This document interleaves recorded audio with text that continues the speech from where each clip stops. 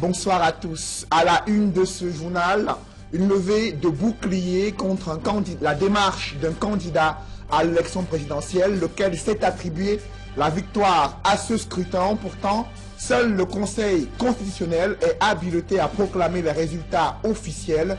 Dans ce journal, vous suivrez l'avalanche de critiques contre le candidat du MRC, mais aussi les réactions des différents observateurs internationaux sur le déroulement de ce scrutin qui a été émaillé dans les zones rurales. On en parle dans ce journal.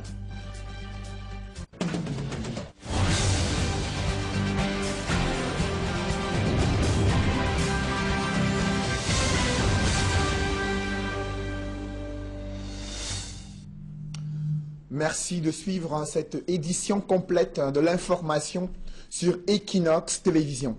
Une avalanche de critiques après la démarche du candidat du MRC à l'élection présidentielle, lequel s'est attribué une victoire au terme de ce scrutin.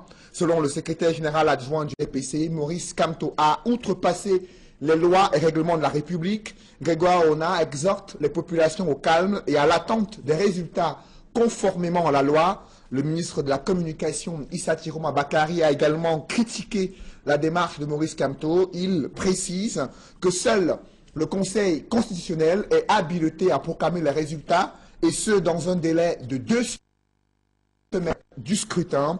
Et le gouvernement, qui avait déjà attiré l'attention des candidats à l'élection présidentielle, ils ont été appelés à plus de retenue au soir de ce scrutin présidentiel. Paul Atangadi qui a fait le point sur le déroulement à travers le triangle national. Des précisions avec Donald Brice Kamgan. Il a gardé un ton et des mots qui lui sont traditionnels. Paul Atangadi a mis en garde contre une contestation de l'issue du scrutin par les voix non reconnues par la loi, a-t-il dit, clairement menaçant. Je tiens à cet effet à souligner que la proclamation des résultats officiels de l'élection présidentielle relève de la compétence exclusive du Conseil constitutionnel. Personne n'a le droit de se substituer à cette instance juridictionnelle. Toute forme de remise en cause du verdict des urnes en dehors des voies légales ne sera pas tolérée, et je dis bien de qui que ce soit.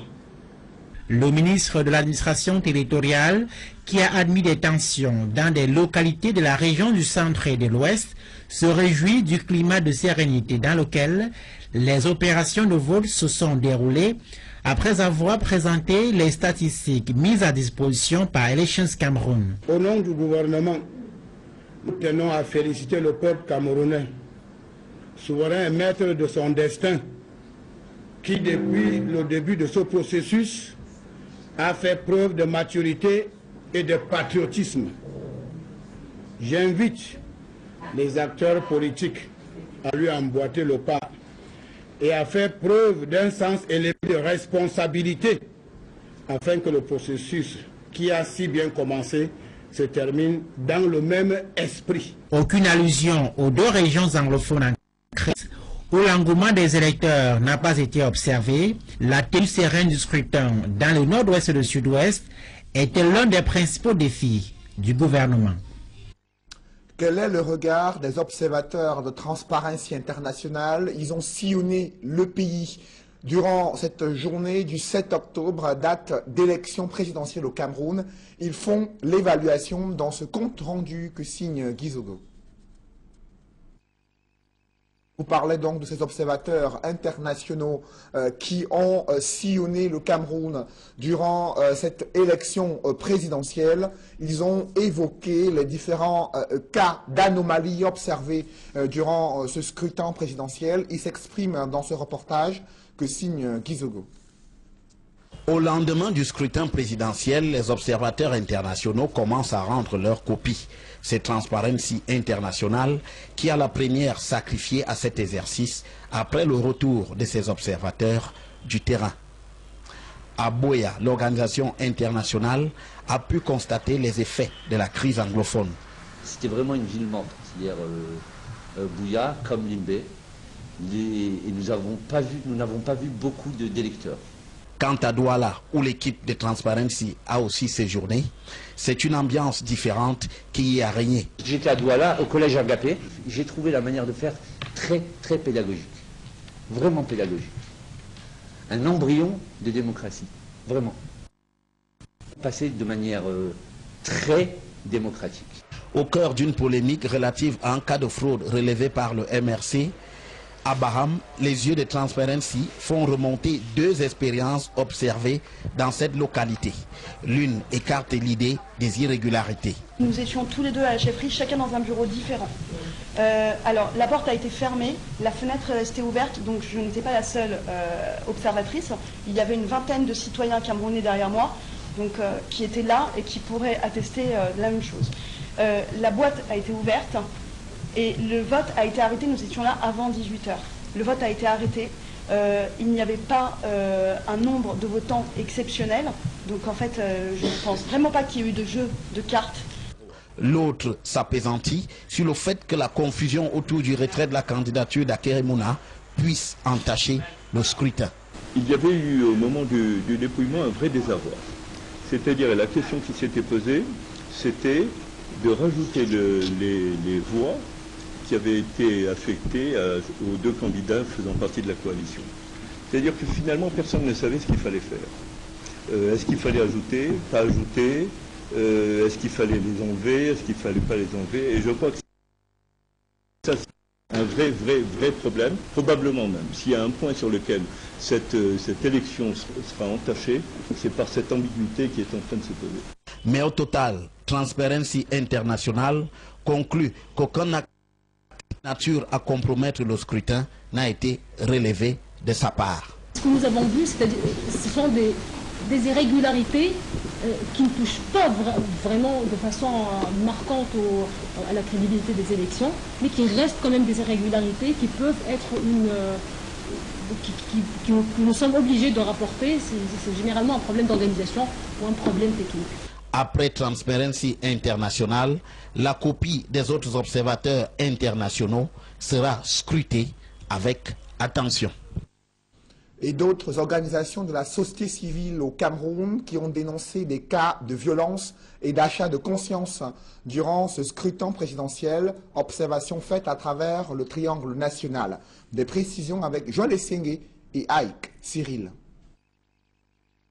On parlait donc de ce reportage concernant les organisations de la société civile qui ont relevé des cas de violence, mais aussi des cas d'achat de conscience durant ce jour du scrutin présidentiel. Ils en parlent dans ce reportage de Joël Essengé et Ike Cyril. De l'avis de certaines organisations de la société civile, l'élection présidentielle du 7 octobre 2018 a été émaillée de plusieurs incidents. Women International League for Peace and Freedom note tout d'abord l'achat des consciences. Nous avons eu des cas où l'achat de vote, où de l'argent à des électeurs pour leur imposer un certain choix au niveau de l'Ouest et du centre. Et dans le littoral également. Et dans le centre également, nous avons eu des cas où des électeurs sont arrivés dans des bureaux de vote et on leur a demandé d'entrée de jeu de ne pas, après avoir accompli leur devoir de vote, de ne ni froisser les bulletins, ni les déchirer, et de les déposer exactement tels qu'ils sont dans la poubelle. Autre irrégularité constatée durant le scrutin, l'absence des bulletins de vote de certains candidats dans certains bureaux de vote. Nous en avons eu une vingtaine de cas signalés, des bulletins de certains candidats qui étaient inexistants ou alors en très faible quantité, qui étaient en rupture à un certain moment de la journée. Et dans un des bureaux de vote, était dans le carton, mais le président a littéralement refusé de le placer sur la table. Si l'organisation note que le discours de la haine a prospéré pendant l'élection, elle déplore également des cas de violence sur certains électeurs. Nous avons eu des cas de violence physiques et également, je pense que c'était dans le centre, mais également au niveau de l'ouest et du littoral. Le premier cas qu'on nous a signalé, c'était le cas d'une dame qui a été bastonnée. Et en plus d'être bastonnée, on lui a demandé, va faire ça à Bamenda. Ça, c'est des cas, c'est-à-dire au-delà de la violence, il y a les messages de haine, le discours de haine, de tribalisme qui revenait.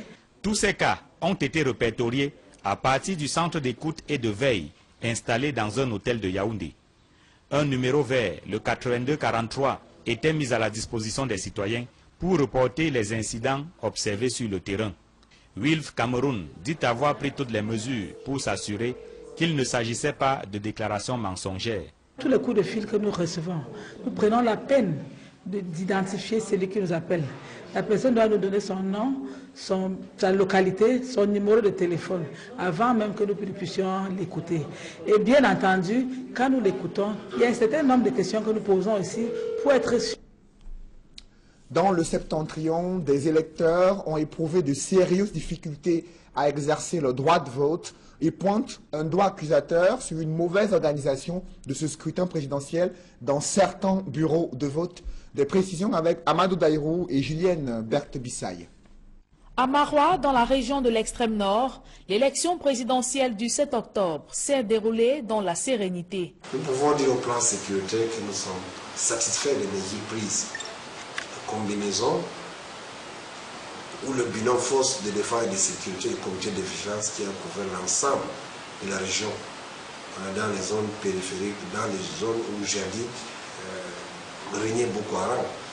Donc nous sommes satisfaits parce qu'aucun incident, aucun accident n'a été signalé jusqu'alors. Cependant, quelques facteurs ont émaillé le déroulement de ce scrutin. Ici, ce sont des véhicules abandonnés en bordure de route qui font office d'indication d'un bureau de vote. À côté de ceux-ci se retrouvent les effigies des candidats Paul Biya du RDPC et Garga Aman Adi de l'ADD, bien affichés dans le bureau de vote. La majorité des électeurs inscrits, abordés par les observateurs, n'ont pas voulu accomplir leur devoir civique. J'ai eu à constater que les gens étaient réticents pour voter. Donc il y a moins, le taux de participation est très bas par rapport aux échéances de 2004 et 2011. J'ai eu à rencontrer une dizaine d'électeurs qui n'ont pas pu voter. Et je leur ai demandé pourquoi ils ne sont pas partis remplir leur devoir civique. Certains me répondent que cette élection du 7 octobre n'a pas d'enjeu. Et eux, ils se préparent pour les municipales et les législatives prochaines. Malgré cette réticence, certaines élites se réjouissent d'être passées aux urnes. C'est un sentiment de joie et de devoir accompli. C'est un devoir citoyen, venir voter. Je suis très content d'avoir voté. Il ne reste plus qu'à attendre la proclamation des résultats. Dans la région de l'Ouest, les regards étaient tournés vers la localité voisine à ces villes anglophones en proie à des tensions. Comment le vote s'est déroulé à Fongotongo, mais aussi à Bafoussam. Élément de réponse avec Leclerc Sakem. L'élection présidentielle a commencé timidement dans la région de l'Ouest qui compte 729 300 électeurs repartis sur 2530 bureaux de vote. Le numéro 1 de cette région a accompli son devoir civique à 8h30 à la communauté urbaine de Bafoussam. Dans le département de la Ménoire, la sécurité a été renforcée. Au lissement de Songotongo, il fallait montrer palle blanche pour traverser les différentes barrières érigées par les comités de vigilance. Sur les 28 bureaux de vote que compte cet arrondissement, 2 ont été délocalisés de Fosso-Lélem pour l'intérieur de Fongotongo, le village ayant connu les exactions des bandes armées.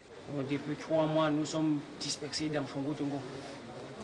Et jusqu'à nos jours, comme nous sommes en train de voter, notre bureau de vote est à Fongotongo pour le moment. Mami Wata, c'est grâce à ces gens-là. Ce sont eux qui nous ont chassés au village et brûlé même nos maisons.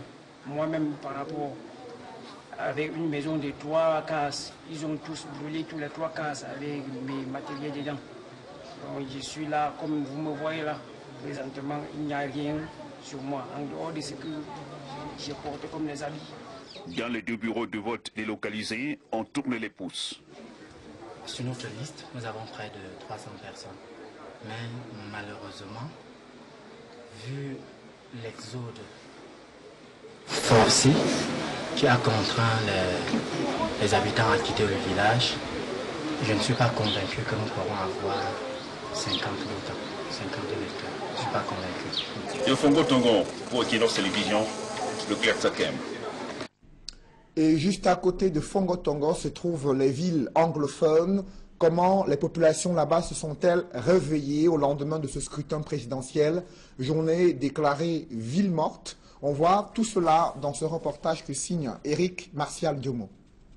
Réveil timide et froid dans le nord-ouest après les mouvements et les affrontements qui ont marqué la journée électorale du 7 octobre. De nombreuses patrouilles de forces de défense et de sécurité ont sillonné la ville de Bamenda en ce lundi, décrété mort comme tous les lundis depuis bientôt 2 ans. Une présence dissuasive observée au lieu dit Custom Junction notamment. Les commerces sont restés fermés alors que les quelques habitants encore présents dans ces quartiers sont restés cloîtrés chez eux. À Mile Tree Queen, St. Paul Junction, Old Town, Commercial Avenue, Bamenda Queen, que nous avons visité, pas l'ombre d'une vie n'a été aperçue. Scénario similaire dans le sud-ouest, précisément à Kumba, dans la Mémé. En dehors des patrouilles, les quartiers Sonak Street ou encore Bissek Junction ont brillé par l'absence de vie en cette journée de ville morte. 4 heures après ce scrutin présidentiel, et les CAM s'activent au rassemblement des procès-verbaux, mais aussi, bien sûr, à la collecte des différents matériels de vote utilisés durant la journée de dimanche. Et je précise que les résultats officiels de cette élection présidentielle seront connus dans 2 semaines, et seul le Conseil constitutionnel est habilité à proclamer ces résultats. L'ambiance à Elekam, c'est avec Flavien Valondongo. Reportage. Au bureau régional de l'ECAM pour le littoral à Douala, 24 heures après le scrutin, le personnel n'est pas au chômage. Nos antennes communales ont reçu des procès-verbaux venant des bureaux de vote hier, tard dans la nuit, et dans les antennes, on est en train de les classer par centre de vote pour faciliter la tâche à la commission départementale de supervision. C'est un travail qui est censé être fait 48 heures après le vote. Et c'est à l'issue que la commission départementale entre en jeu pour rendre compte. La commission départementale, elle, va centraliser les différents votes de tous les arrondissements et donc elle transmettra son procès verbal 72 heures au plus tard après la clôture du scrutin à la commission nationale de recensement des votes. Pendant que l'organe en charge des élections au Cameroun collecte le matériel et les procès-verbaux venus des démembrements, l'autre étape est consacrée au recours introduit par les candidats insatisfaits. Celui qui conteste les résultats a 72 heures à compter de la fermeture du scrutin pour saisir le Conseil constitutionnel. Dans les 24 heures, le Conseil affiche ou communique la contestation aux intéressés. Et les intéressés ont, eux, 48 heures pour répondre. Cette autre phase peut conduire à l'annulation partielle au total du scrutin dans le cas où les preuves fournies par le plaignant sont avérées. Et dans les 20 jours au moins et 40 jours au plus, un autre scrutin est organisé. Voilà à quoi s'attelle le personnel l'ECAM dès le lendemain du scrutin du 7 octobre 2018 à Douala. La clé de l'autonomisation des femmes, c'est l'entrepreneuriat. Et des femmes leaders qui font dans l'entrepreneuriat l'ont compris. Il s'agit de la Cameroon Women Business Leaders qui a organisé une fois de plus une session de formation des femmes dans les différentes initiatives qui peuvent générer des revenus et permettre qu'elles soient autonomes afin d'améliorer leur accès à la fois à des revenus mais aussi au milieu de l'entrepreneuriat. Des précisions dans ce reportage que signe Xavier Foucault. Le contexte actuel est dominé par une certaine vulnérabilité économique et sociale des femmes qui font face à un accès très limité aux ressources essentielles. C'est fort de ce constat que Mme Adélaïde Ngalemiano a pensé à la création de la Cameroon Women Business Leaders Association qui vise certains objectifs. D'autonomisation et de développement de l'entrepreneuriat des femmes au service de la collectivité, au service aussi de l'émergence du Cameroun. Pour être visible, rester au-devant de la scène. Lancée en mars 2017, la Cameroon Women Business Leaders Association entretient certaines valeurs. En bonne place, l'audace. La première valeur qu'une femme doit avoir, c'est avoir l'audace. Avoir l'audace d'avoir un projet, avoir l'audace de mettre ce projet en route, quelles que soient les difficultés. Nous attendons d'elle, c'est qu'elle prenne confiance en elle et surtout qu'elle réussisse.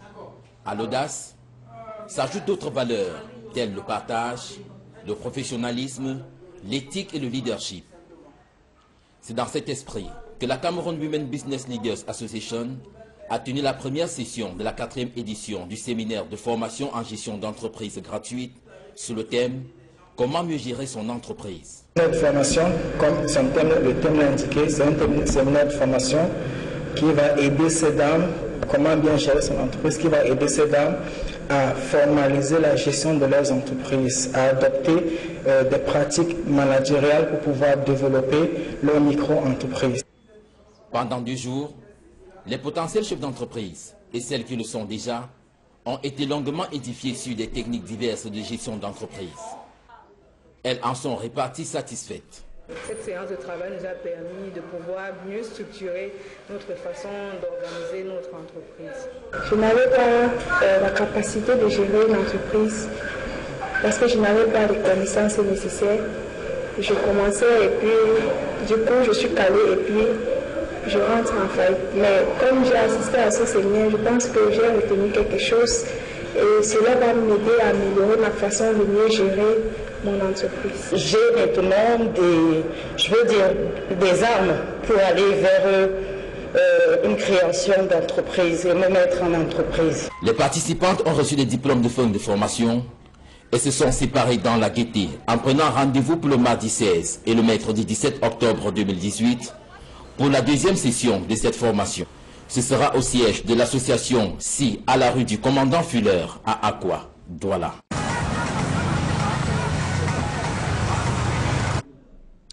Ce soir, le ministre de la Communication, Issa Tiroma Bakary, s'exprime 24 heures après l'élection présidentielle, juste au moment où un candidat à cette élection s'est attribué la victoire. Pourtant, seul le Conseil constitutionnel est habilité à proclamer les résultats de cette élection, et ceci dans un délai de 2 semaines. Le ministre Issa Tiroma Bakary, ministre de la Communication, qui a critiqué cette démarche, rappelant que la loi autorise seul le Conseil constitutionnel pour proclamer les résultats de l'élection présidentielle. Et la démarche du candidat du MRC a été critiquée et contestée par plusieurs leaders politiques. Mesdames, Messieurs, c'est la fin de ce journal. Merci de l'avoir suivi. Juste après cette édition de 20 h, retrouvez Serge Alain Autou et ses invités pour le débrief du journal sur le plateau d'Equinox Soir. Serge Alain. 24 heures après la clôture du scrutin, et les CAM clôture comme ça et les procès-verbaux en direction de Yaoundé. C'est la procédure inscrite dans le code électoral.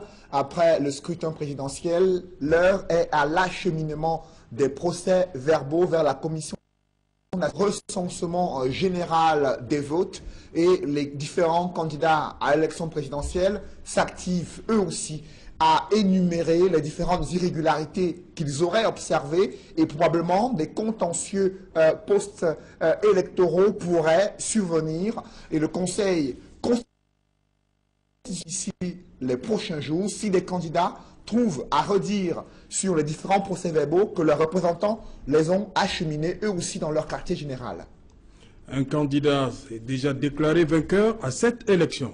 Et une avalanche à son encontre, la démarche qu'il a utilisée est critiquée à la fois par Grégoire Ona, mais aussi le gouvernement qui s'exprime par la voix du ministre de la Communication ce soir, critiquant la démarche qui vise à s'attribuer une victoire. Pourtant, il faut attendre que l'autorité compétente, à savoir le Conseil constitutionnel, puisse donner les résultats de cette élection présidentielle. Et cette contestation également est observée au sein du RDPC, avec Grégoire Ona qui appelle les populations au calme et qui fait savoir que seule l'instance qui est le Conseil constitutionnel est habilitée à donner les résultats de l'élection présidentielle. Aucune tendance ne peut être évoquée et utilisée comme des résultats officiels de cette présidentielle. Serge Alain. Voilà, c'est donc l'essentiel du débrief, madame, monsieur. Bonne soirée à vous, Cédric. Bonne soirée à vous, Serge Alain. Rendez-vous demain 20 h. Madame, Monsieur, dans un instant, le débrief, toujours en compagnie des invités.